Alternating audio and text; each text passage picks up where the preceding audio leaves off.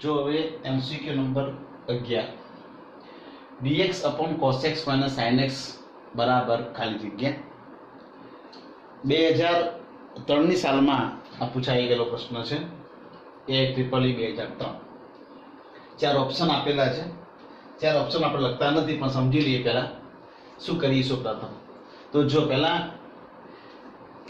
આ એક રીત છે r is equal રૂટમાં a square plus b square a એટલે શું તો a એટલે cos નો સહગુણક અને b એટલે sin નો સહગુણક cos નો સહગુણક 1 થાય તો a બરાબર 1 b બરાબર -1 r is equal રૂટમાં 1 plus 1 એટલે 2 તો મતલબ r વડે ભાગવાના ઉપર અને નીચે છેદ અંશ અને છેદને ભાગીશું તો therefore I is equal અહીંયા ઉપર r નો જરા √2 આવે તો r નો છેદ એટલે 1/√2 થાય તો 1/√2 વડે આપણે અંશના અને છેદને ગુણી દીધા ચલો is equal 1/√2 બહાર કાઢી દીધા dx છેદમાં 1/√2 cos x minus 1/√2 sin x હવે આ 1/√2 એમના એમ જ dx છેદમાં 1/√2 એટલે cos pi/4 કહેવાય અથવા તો તમે sin pi/4 પણ લખી શકો છો ચલો આપણે અહીંયા cos pi/4 લખ્યા આ cos x minus 1/√2 એટલે sin pi/4 અને આ sin x હવે અહીંયા તમે જોઈ શકો છો કયું સૂત્ર આપણે બની ગયું તો 2 cos 2 sin એટલે સૂત્ર cos 2 બનશે તો cos x અને pi/4 ચિહ્ન કયું આવશે તો ચિહ્ન ઓપોઝિટ એટલે માઈનસ હોય તો પ્લસ જો અહીંયા તમે sin બનાવશો અહીંયા sin અને અહીંયા તમે cos મૂકશો તો તમારું સૂત્ર sin cos મતલબ sin નું સૂત્ર આવશે અહીંયા આપણે cos સૂત્ર ગોઠવી દીધું 1/√2 એમના એમ જ 1/cos હોય તો આપણે જાણીએ છીએ sec થાય તો અહીંયા આવશે sec કૌંસમાં x વત્તા pi/4 dx હવે sec નું સંકલન શું થાય એ આપણે ખબર હોવી જોઈએ sec નું સંકલન શું ભણી ગયા આપણે 12મા ધોરણના જે આગળના ચેપ્ટરમાં સંકલનના ચેપ્ટરમાં આપણે સમજેલા છે કે sec વિધેય હોય તેનું સંકલન શું થાય સંકલન of sec x dx is equal ખાલી જગ્યા બોલો તેના સંકલન ઓફ sec x dx ના બે જવાબ થાય છે જે આપણે સારી રીતે સમજીએ છીએ એક જવાબ છે સંકલન sec x dx નો log મોડમાં sec x વત્તા tan x મોડ પૂરો પ્લસ c બરાબર આ આપણને ખબર છે અને બીજો જવાબ તમને યાદ હશે કે log મોડમાં tan આ જવાબ તમારા ટોપિકમાં આપેલો જ છે બીજો જે લખું છું એ તમારા જોડે નથી પણ કદાચ તમને ખબર ના હોય તો ધ્યાનથી સમજી લેજો log મોડમાં tan કૌંસમાં pi/4 plus x/2 મોડ પૂરો પ્લસ c આ એનો આન્સર થાય I થાય અને I લખી શકાય ચલો હવે આપણે ધારો કે ઓપ્શન ચાર ઓપ્શન જોવાના અને ચાર ઓપ્શનમાં tan આપેલો છે હું ઓપ્શન પછી લખી દઉં છું ઓપ્શન આ રીતના છે પહેલો ઓપ્શન છે એનો 1/√2 log મોડમાં tan x/2 minus 3 pi/8 mode પૂરો પ્લસ c આ પહેલો ઓપ્શન બીજો છે 1/√2 log મોડમાં cot x/2 મોડ પૂરો પ્લસ c ત્રીજો ઓપ્શન 1/√2 log મોડમાં tan કૌંસમાં x/2 minus pi/8 મોડ પૂરો plus c a b c અને d ઓપ્શન 1/√2 log મોડમાં tan કૌંસમાં x/2 પ્લસ આનો આ માઈનસ કે પ્લસ 3 pi/8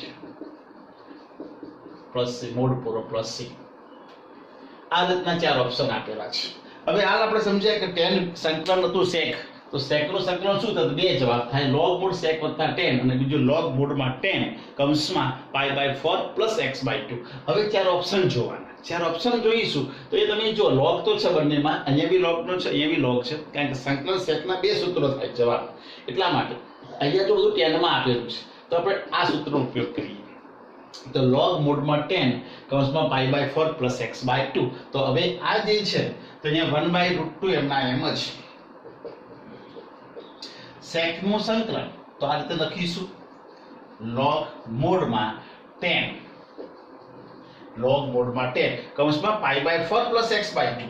તો એ આ pi/4 plus x/2 મતલબ x/2 એટલે શું? તો જે sec x હોય તો x ના બે વડે ભાગવાના, તો આ આખો x છે એને બે વડે ભાગીશું તો x/2 વત્તા pi/8 mod પૂરો plus c. બરાબર, સમજણ પડી? આ સૂત્રનો ઉપયોગ કર્યો, બાજુ લખી દઉં છું, 3 ટપકા કરી સમજી લેજો. સંકલન of sec x dx is equal log mod માં tan pi/4 plus x/2 mod પૂરો plus c. 1/√2 એમના એમ જ log mod માં tan. હવે આ બેનો સરવાળો કરીએ, આ x/2 તો એમના એમ જ રાખ્યા plus pi/4 plus pi/8 plus pi/8 શું લસા આવશે? 8 8 વડે ગુણી દઈશું અહીંયા, બરાબર? તો 8 વડે ગુણ્યા 2 તો 2 pi, અહીંયા 8 વડે ગુણ્યા 8 ઉડી ગયા pi, મતલબ 3 pi/8. તો 3 pi/8 mod પૂરો plus c. તો કયો આન્સર આવી જોઈ લો ચાર ઓપ્શન માંથી? તો નંબર ડી આવશે. બરાબર, સમજણ પડી ગઈ? જો 12મી MCQ જે 2007 માં પૂછાયેલી AIEEE માં આપણે હાલ 11 નંબર થી સોલ્વ કરી એ જ રીતની છે, પણ આમાં માઈનસ હતા, અહીંયા પ્લસ છે. આગળ sin x ની સહગુણક 1 હતો જ્યારે અહીંયા √3 છે. એ જ રીતનો ઉપયોગ કરીએ. cos નો સહગુણક a એટલે 1, sin નો સહગુણક b એટલે √3. તો r is equal રૂટમાં a² plus b² મતલબ રૂટમાં 1 પ્લસ √3 એટલે 3, √4 એટલે 2 મતલબ 1/2. આરનો જે વ્યસ્ત હોય તો આરના વ્યસ્ત વડે અંશ અને છેદને ગુણીશું, બરોબર? તો r બરાબર 2 આવ્યો તો અહીંયા 1/2 છેદમાં 1/2 cos x plus √3/2 sin x. બરાબર, શું કરી સમજણ પડી? r નો જવાબ જે આવ્યો એ r ના જવાબના વ્યસ્ત વડે અંશ અને છેદના આપણે ગુણી દીધા. આ 1/2 બહાર કાઢી દીધો, ઉપર dx અને છેદમાં 1/2 cos આપેલો છે, અહીંયા √3/2 sin આપેલું છે. તમે કયું સૂત્ર એપ્લાય કરો છો એ તમારા ઉપર આધાર રાખે છે. તમે cos બી ઉપયોગ કરી શકો છો, sin બનાવી શકો છો. ધારો કોઈ sin નો ઉપયોગ કરું સૂત્રમાં તો 1/2 એ sin ની કઈ કિંમત થાય? આપણે જેમ ભણી ગયા છે 10મા ધોરણમાં ભણી ગયા કે એક દૂત્યાંશ છે એ sin નો કયા ખૂણાની કિંમત થાય છે? તો sin 30 બરાબર દૂત્યાંશ થાય. તો sin 30 પણ 30 આપણે ન લેતા, આપણે રેડિયન લખીએ છીએ તો pi/6 અને અહીંયા cos x વત્તા √3/2. હવે આપણે cos ની કિંમત મૂકીશું તો cos pi/6 sin x.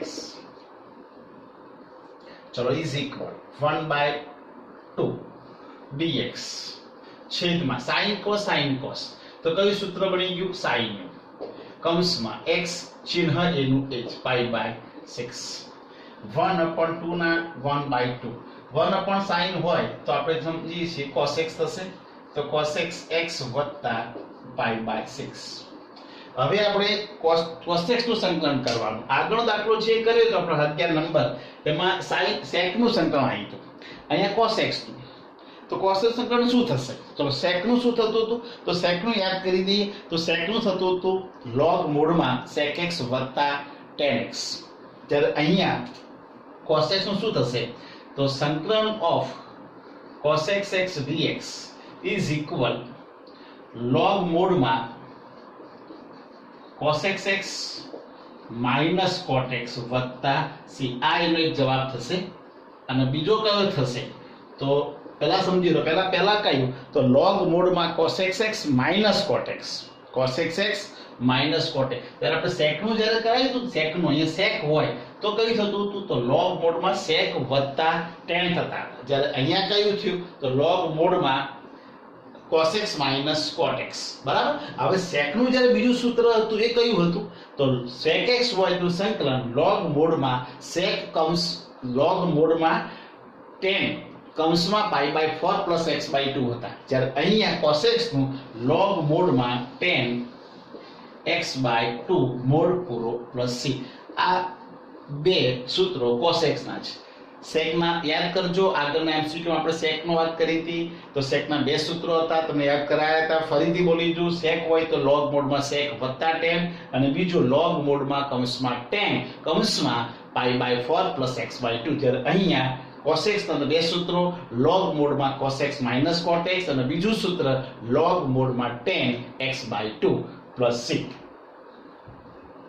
ચલો હવે અહીંયા આ ભાગમાં બોલો શું કરીશું. ઓપ્શન જોઈ લેજો, ચાર ઓપ્શન. તો ચાર ઓપ્શનમાં tan નો ઉપયોગ થાય છે, બધામાં જો tan તો આપણે આ સૂત્રનો ઉપયોગ કરીશું. બરાબર. એ ઓપ્શન જોવા પડે, તમે અહીંયા ઓપ્શન લખેલા છે તો 1/2 સંકલન cos x dx તો log તો એ આ log મોડમાં tan આ tan x/2 મતલબ જે એંગલ છે એંગલને બે વડે ભાગવાનો, તો એંગલ આટલો છે તો બે વડે ભાગી દઈએ તો x પ્લસ π/6/2 મોડ પૂરો પ્લસ c. બસ આ આપણો આન્સર. તો 1/2 log મોડમાં tan અંદર અલગ કરી દઈએ x/2 પ્લસ π/12 પ્લસ c. આ આપણો આન્સર. મતલબ અહીંયા આવશે c આવશે. આ a b c અને d તો કયો આપશે c.